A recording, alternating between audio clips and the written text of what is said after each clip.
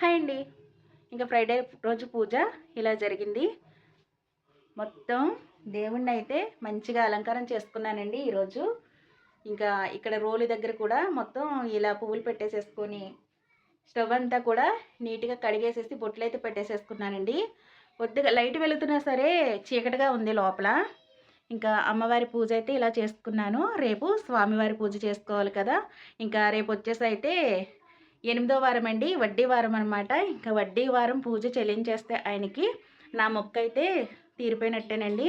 ఇంకా సండే వచ్చేసి చిన్న తిరుపతి వెళ్తాము. సండే వచ్చేసి చిన్న తిరుపతి వెళ్ళి స్వామివారి ముడుపు ఉంది కదా, ఇంకా ముడుపు అయితే ఇచ్చేసి స్వామివారికి ఇంకా నా సంకల్పం అయితే నెరవేరాలని చెప్పేసి ఆయనకి మనస్ఫూర్తిగా దండం పెట్టుకొని దర్శనం చేసుకొని అయితే వస్తాము. ఇంకా పూజ అయితే ఇలా కంప్లీట్ అయింది.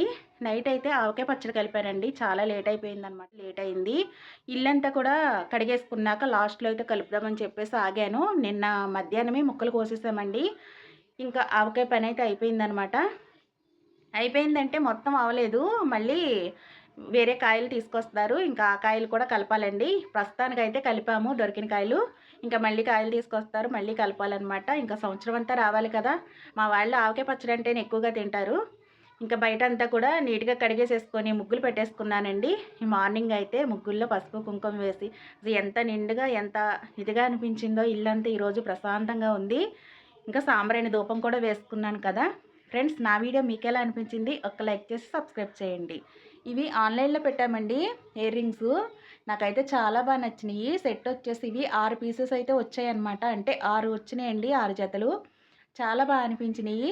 మీతోటి నేను వీడియో అయితే షేర్ చేస్తాను, చూడండి. బాగున్నాయి అనమాట. రీజనబుల్గా అనిపించింది.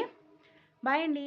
మందార పువ్వులు ఇవన్నీ అమ్మ వాళ్ళ ఇంట్లో కోసాను. ఇంకా చామంతి పూలు, మల్లెపూలు బయట నుంచి అయితే మార్నింగ్ తెప్పించాను. ఇంకా తెప్పించేసి దేవుడికి మంచిగా అలంకారం అయితే చేసుకున్నాను.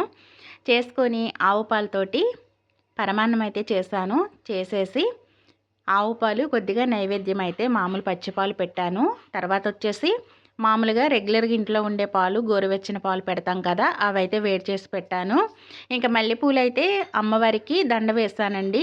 అమ్మవారికి దండ వేసి ఇంకా కామాక్షి దీపం ఉంది కదా, ఇంకా దీపానికి కూడా కొద్దిగా ఇలా పువ్వులు పెడితే నిండుగా ఉంటుందండి దీపం. ఇంకా ఇవన్నీ కూడా నేను వెంకటేశ్వర స్వామి పూజ కోసం అయితే తీసుకున్నాను.